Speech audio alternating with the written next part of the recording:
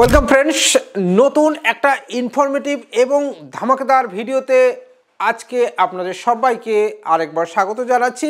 আমি কৃষ্ণেন্দু ধারা, পূর্ব মেদিনীপুর থেকে। আজকের এই ভিডিওটা সত্যি খুব গুরুত্বপূর্ণ, কারণ একদিকে ভারতবর্ষের মতো দেশে যারা ছোট ছোট বিজনেস করে তাদের দিন সংস্থান করেন বা প্রতিদিনের খরচ আর্ন করেন, তাদের জন্য যেমন গুরুত্বপূর্ণ, ঠিক সেরকমই খেটে খাওয়া মানুষ যাদের কাছে একদম সময় থাকে না সারাদিনে ব্যাংকে যাওয়ার জন্যে, তাদের কাছেও আজকের এই ভিডিওটা খুব গুরুত্বপূর্ণ। শুরুতেই একটা কথা বলবো যে আপনি অবশ্যই টেলিগ্রাম চ্যানেলে জয়েন করে যাবেন, যেখানে আমরা সমস্ত ধরনের ব্যাংকিং বা এইপিএস রিলেটেড বা স্মল বিজনেস ইনফরমেশন শেয়ার করি।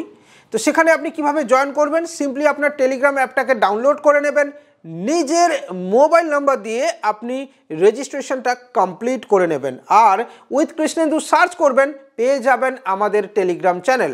সাথে ফেসবুক পেজ এবং ইনস্টাগ্রাম চ্যানেলকেও আপনি জয়েন করতে পারেন, আর অবশ্যই ভালো লাগলে সাবস্ক্রাইব করতে পারেন, বন্ধুদের সঙ্গে শেয়ার করতে পারেন।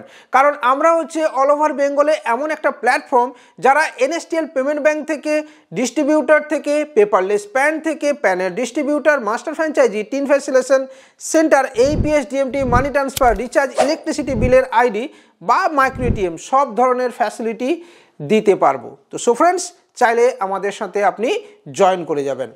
চলুন আজকের এই ভিডিওটাতে এবারে দেখা যাক কি আছে। Can I dive deep into the darkness in your heart? AEPS closed, এরকম একটা পেপার কাটিং বা ইনফরমেশন আসছে আমাদের কাছে। কিন্তু দুটো কথা বলি, ভয় পাওয়ার মতো কোনো বিষয় আমার মনে হয় এখনও নেই।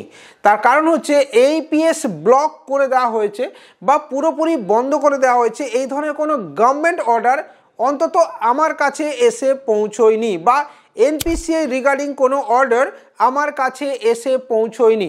তবে হ্যাঁ, দুটো ইনফরমেশন শেয়ার করে দিই। ইন্ডিয়ান ব্যাংক বা এলাহাবাদ ব্যাংক বা এই ইন্ডিয়ান ব্যাংকের সঙ্গে আরও যে ব্যাংকগুলো মার্জার হয়েছে বা জয়েন করেছে, তাদের যে এইপিএস সিস্টেমে সেখানে কিন্তু বন্ধ করা হয়েছে।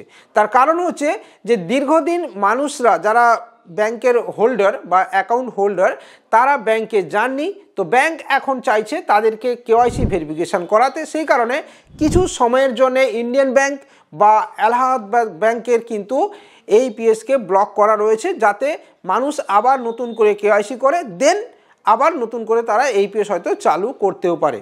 কারণ এ ধরনের সিচুয়েশান আমরা আগেও দেখেছি, স্টেট ব্যাংকের ক্ষেত্রে, পিএনবির ক্ষেত্রে আমরা এই ধরনের সিচুয়েশান কিন্তু অলরেডি দেখেছি। কিন্তু সমস্ত ব্যাংকের এইপিএস ক্লোজড, এই রিগার্ডিং কোনো অর্ডার আমাদের কাছে কিন্তু আসেনি।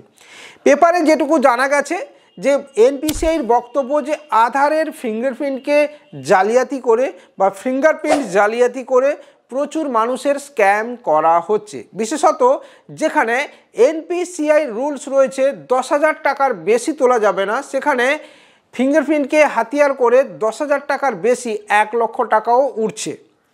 এটা কিভাবে হচ্ছে?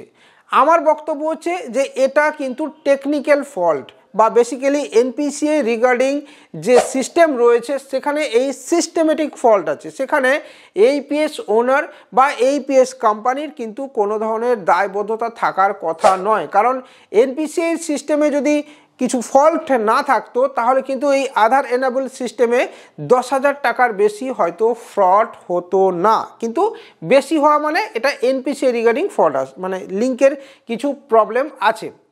বাকি যেটা বিষয় যে এই আজকের ডেটে দাঁড়িয়ে 90% কেন, তারও বেশি মানুষের বা 90 থেকে 95% মানুষের আধার লিঙ্ক রয়েছে তার ব্যাংকের সাথে। ভালো করে বুঝবেন, সেখানে আজকের ডেটে যে কোনো ধরনের গভর্নমেন্ট ফ্যাসিলিটি হোক বা যে কোনো কিছু হোক না কেন, আপনাকে আগে করতে হবে আধার লিঙ্ক। ইনফ্যাক্ট আপনি ব্যাংকে গেলে আপনাকে প্রথমে চাইবে আধার কার্ড, যে কোনো একটা ব্যাংক অ্যাকাউন্ট ওপেন করার জন্যে। তাই এনপিসিআইর সঙ্গে ব্যাংক কর্তাদের যে বৈঠক হয়, সেই বৈঠকে ব্যাংকের কর্তারা এটা স্বীকার করেছেন বা তারা বলছেন যে ব্যাংকের দিক থেকে এটা একটা রিস্কের ফ্যাক্টর থাকে এইপিএস সিস্টেমের উপরে। কিন্তু লক্ষ লক্ষ ভারতবাসী বা লক্ষ লক্ষ মানুষ বা কোটি কোটি মানুষ যারা ভিলেজ লেভেলে, রুরাল লেভেলে ব্যাংকিং ফ্যাসিলিটির বাইরে থাকেন, যাদের কাছে এইপিএস সবচেয়ে ভরসার জায়গা, তাদের তাহলে কি হবে? তাই এনপিসিআই এবার এই নতুন রুলসটা আনতে চাইছে, এখনো ইমপ্লিমেন্ট কিন্তু হয়নি, চাইছে যে আপনি যদি এইপিএস এর উইথড্রল করতে চাইছেন বা আপনার এইপিএসকে অ্যাক্টিভ রাখতে চাইছেন, তাহলে আপনাকে একটা ফর্ম ব্যাংকের কাছে সাবমিট করতে হবে যে আপনি এইপিএসকে অ্যাক্টিভ রাখবেন। কারণ এখানে দেখা যায় যে অনেক হাই লেভেলের মানুষ বা অনেক মানুষই কিন্তু তাদের এইপিএস এর মাধ্যমে টাকা তুলতে চান না, কিন্তু তাদেরও এইপিএস অ্যাক্টিভ থাকে। অনেক মানুষ একদম রুরাল লেভেল বাদ দিয়েও অনেক একটু শহরাঞ্চলের মানুষ বা আরও অনেক মানুষ চান যারা কিন্তু এইপিএসে টাকা তোলেন না। তো তারা চান কি যে আমরা ব্যাংকেই যাব বা এটিএম পাঞ্চিং করব বা আমি একদম সরাসরি ব্যাংকের থেকে আমি টাকা তুলব। তো সেক্ষেত্রে তারা না চাইতে পারেন এবং তাদের জন্যে এই ব্যবস্থাকে কিন্তু এনপিসিআই কার্যকর করতে চাইছে। তাই আজকের ডেটে এইপিএস পুরোপুরি বন্ধ, এটা আপনার ভাবার কোনো কারণ নেই।